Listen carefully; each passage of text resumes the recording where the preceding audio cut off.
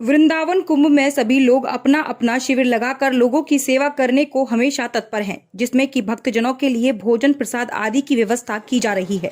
इसी श्रृंखला में विश्व हिंदू परिषद द्वारा भी कुंभ में अपना शिविर लगाया गया, जिसमें सोमवार को विश्व हिंदू परिषद के वरिष्ठ नेता दिनेश पहुंचे, जहां उन्होंने शिविर का उद्घाटन खिचड़ी प्रसाद बांटकर किया। साथ ही पत्रकारों से वार्ता करते हुए उन्होंने कहा कि श्री कृष्ण जन्मभूमि का मुद्दा भी उनके संज्ञान में है, लेकिन पहले राम मंदिर का निर्माण हो जाए, उसके बाद ही श्री कृष्ण जन्मभूमि का भी मुद्दा उठाया जाएगा।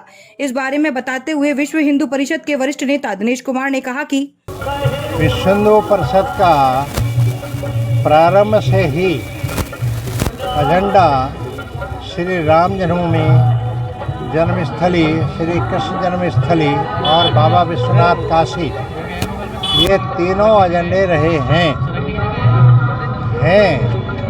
परंतु विश्व हिंदू परिषद पूज्य संतों के मार्गदर्शन में काम करने वाला होने के कारण पूज्य संतों ने, जो हमारे संतों के मार्गदर्शक मंडल है, उन्होंने ये निश्चित किया है, वही भाषा हम भी बोलते हैं कि भाई पहले श्री राम जन्मभूमि का विषय पूरा हो जाने दो, उसके बाद फिर देखना जो कुछ भी देखना है। और इसलिए उन्होंने कहावत सुनाई, आदि छोड़ पूरी को धावे, पूरी मिले ना आदि पावे। इसलिए हमारा एकमेव एकाग्र चित्त श्री राम जन्मभूमि अयोध्या का ही पूरा ध्यान है। वो निर्माण होने तक इधर उधर अभी नहीं देखेंगे, पर हमारा विषय है रहेगा। वृंदावन में श्री बांके बिहारी प्रसादम संस्था द्वारा लॉकडाउन से ही सभी लोगों को प्रसाद वितरण किया जा रहा है। साथ ही ये सेवा आज भी लगातार जारी है। इसी श्रृंखला में सोमवार को बांके बिहारी प्रसाद संस्था द्वारा गरीब विधवा माताओं को साड़ी वितरण कार्यक्रम आयोजित हुआ, जिसमें करीब 200 से अधिक माताओं को साड़ी वितरित की गई। साथ ही भोजन प्रसाद कराया गया। इस बारे में जानकारी देते हुए सुभाष पहलवान ने बताया कि ये कुंभ महापर्व, श्री धाम वृंदावन के कुंभ महापर्व पर हमने श्री बांके बिहारी नित्यानी प्रसादम क्षेत्र में 16 तारीख से ही अपना जो भंडारा हम शाम को 5 बजे से और 7 बजे तक करते थे, उसको बढ़ाकर हमने हमारी समिति ने इसको जो है दोपहर में 12 बजे से और रात्रि 8 बजे तक कर दिया है।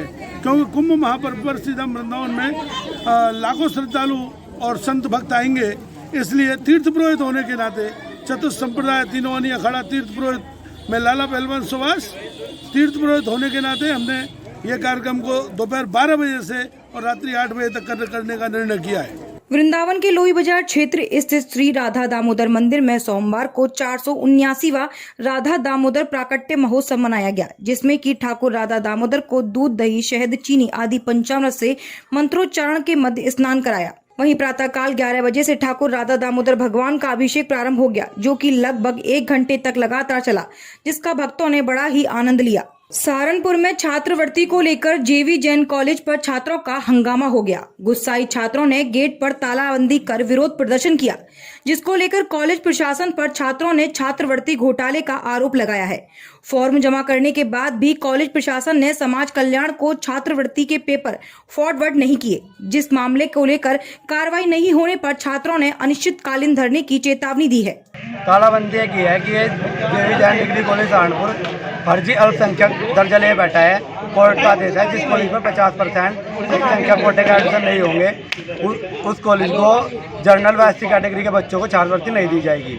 लेकिन ये फिर भी अपनी मनमानी को लेकर अल्पसंख्यक कोटे का दर्जा ले रहे हैं। जब इन्होंने स्कॉलरशिप के फॉर्म जमा नहीं किए, तब भी हमने गेट पर तालाबंदी की।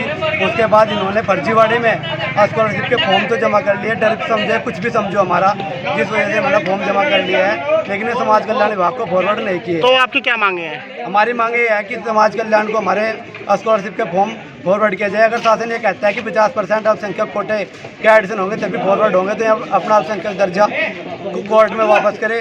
जब इन पर 50% एडिशन नहीं होते तो किस नाम का स्कॉलरशिप, जिस बच्चे 35,000 रुपये अल्पसंख्यक के नाम पर इन पर फीस जमा कर रहा है, वो बच्चा बिना स्कॉलरशिप के गरीब बच्चा कैसे पढ़ सकता है?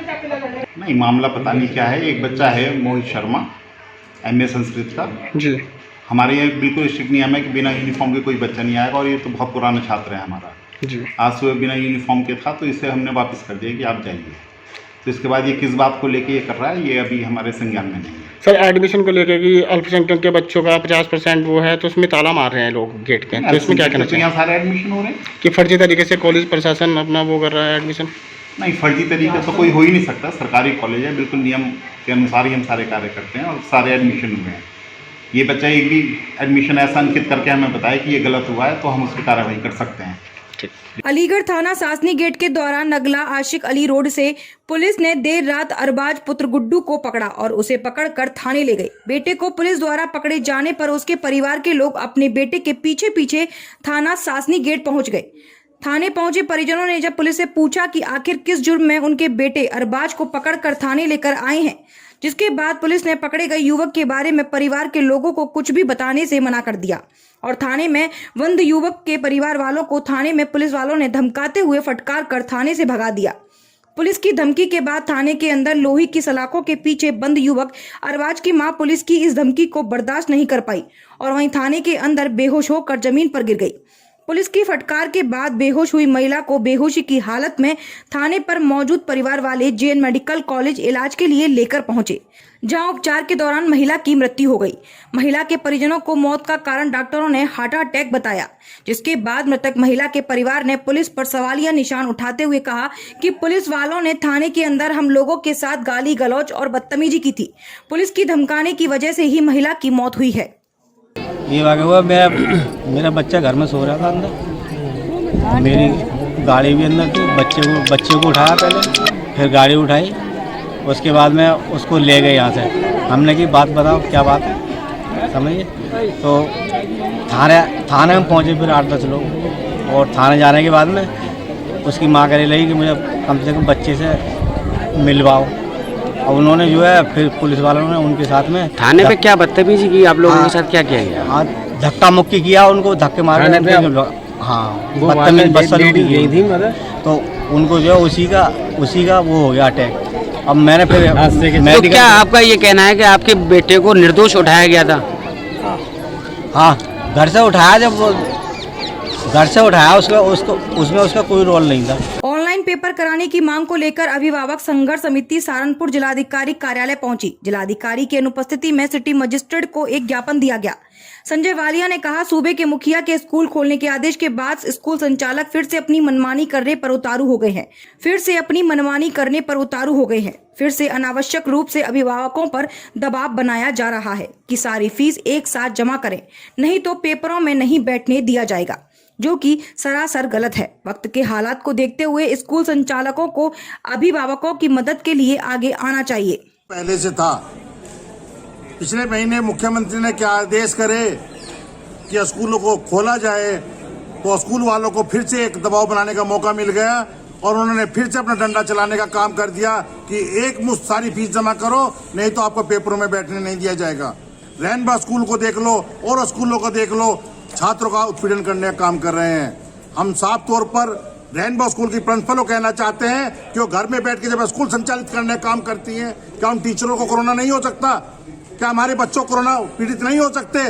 5 राज्यों में लगातार कोरोना की मार बढ़ने का काम हो रहा है और आप हमारे बच्चों पे दबाव बना रहे हो कि स्कूल में जाकर आप अपने पेपर देने का काम करें, एक मुश्त फीस जमा करने का काम करें। अगर एक अभिभावक के 3 बच्चे हैं तो 1.5 लाख फीस बैठती है। 50,000 वो जमा भी कर चुका है, तो 2 दिन के अंदर 1 लाख फीस कहाँ से जमा करने का काम करे? ये अब फिर दोबारा अभिभावक को संकट खड़ा हुआ है और डीएम साहब को ज्ञापन दिया है। अगर बहुत जल्द इसमें कोई ऐसा समाधान न निकाला गया कि किस्तवार फीस दी जा सके और 25% छूट या 30% जो स्कूल कर रहे हैं वो ना की गई, तो हम लोग दोबारा आंदोलन के रास्ते पे आना पड़ेगा और संघर्ष के लिए खड़े होंगे। अलीगढ़ के थाना क्वारसी क्षेत्र के मोहल्ला मल्हार में एयर गन की गोली लगने से छत पर बैठे बंदर की मौत हो गई। मोहल्ले के लोगों ने इसका विरोध किया तो पड़ोस के 2 पक्ष आमने सामने आ गए। इसके बाद दोनों पक्षों के बीच जमकर हंगामा हुआ और मौके पर पहुंची पुलिस ने हंगामा शांत कराया। अलीगढ़ के थाना क्वारसी पर करीब दर्जन भर से अधिक युवक बंदर के गोली लगे शव को लेकर पहुंच गए और कार्रवाई की मांग करने लगे। उनका आरोप है कि इलाके के नगला मल्हा में गैर समुदाय के युवक ने बंदर को गोली मारकर मौत के घाट उतार दिया। इसका विरोध किया तो उसने युवकों के साथ भी अभद्रता की, जिसके बाद स्थानीय युवक बंदर के शव को लेकर थाने पहुंच गए और आरोपी युवक के विरुद्ध कार्रवाई की मांग करने लगे। मेरा नाम देवेंद्र शर्मा है, मैं क्वारसी मंडल अध्यक्ष हूँ बीजेपी से। आज मलागे नगरा में बंदर को एक मुस्लिम समुदाय के आदमी ने गोली मार दी थी। जब हमारे कुछ लोगों ने उसे दफनाया भी, उसके बाद में उनको भी धमकी दे दी गई कि आपके साथ भी मारपीट करी जाएगी और उन्हें आपको मारा जाएगा। ये भाई हैं इनको। उसके बाद हम लोग थाने आए, थाने में रिपोर्ट लिखाई और कल बंदर का पोस्टमार्टम है, उसके बाद देखिए क्या होगा। क्वारसी में नगला मल्ला एक गांव है जहां पर एक बंदर को एयर गन से उसको मारा गया है। उस बंदर के शव का पोस्टमार्टम करा के उसका दाह संस्कार कर दिया गया है और इस संबंध में थाना क्वारसी पर मुकदमा पंजीकृत किया गया है 2 व्यक्तियों के विरुद्ध। इनके विरुद्ध असलम और अमजद, ये 2 लोग हैं जिनके विरुद्ध मुकदमा लिखा गया है।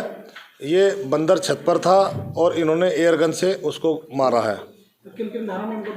ये धारा 429, 153 IPC के अंतर्गत अभियोग दर्ज किया गया है। मुलजिम अभी गिरफ्तार नहीं हुए, उनका गिरफ्तार प्रयास किया जा रहा है। जनपद सहारनपुर के थाना गागलहेड़ी क्षेत्र के गांव सुनहट्टी खड़खड़ी में उस समय हड़कंप मच गया जब घेरे में सो रहे 60 वर्षीय महमूद का शव परिजनों को चारपाई पर खून से लथपथ पड़ा हुआ मिला। वहीं परिजनों ने ग्राम प्रधान के माध्यम से इसकी सूचना पुलिस को दी। परिजनों का कहना है कि महमूद खेती बाड़ी का काम करते थे और किसी से कोई रंजिश भी नहीं थी। आज सुबह करीब 8 बजे तक जब वह महमूद घर नहीं आए तो परिजनों द्वारा घेर में जाकर देखा गया तो महमूद का शव चारपाई पर पड़ा हुआ मिला और सर पर चोट के निशान थे। तब परिजनों ने ग्राम प्रधान को जानकारी दी, जिसके माध्यम से पुलिस को सूचना दी गई। सीओ सदर सैयद अली अब्बास ने जानकारी देते हुए बताया कि सुबह 8 बजे करीब ग्राम प्रधान के फ़ोन पे जब पुलिस सुनहट्टी खड़खड़ी पहुंची तो वहां पर एक डेड बॉडी हमको रिकवर हुई। जब बॉडी का नज़दीकी से जब परीक्षण किया गया तो उसके सर पे एक चोट का निशान था। उस चोट के निशान के बेसिस पे बॉडी को अपने कब्जे में लेते हुए PM के लिए भेज दिया गया है और उसी बेसिस पे एक तहरीर लेके मुकदमा ही पंजीकृत करा दिया गया है। जैसे ही इसमें PM की रिपोर्ट आ जाएगी और बॉडी के डिस्पोजल के बाद इसमें विधिक कार्रवाई शुरू हो चुकी है और जल्द ही इसमें गिरफ्तारी भी होगी।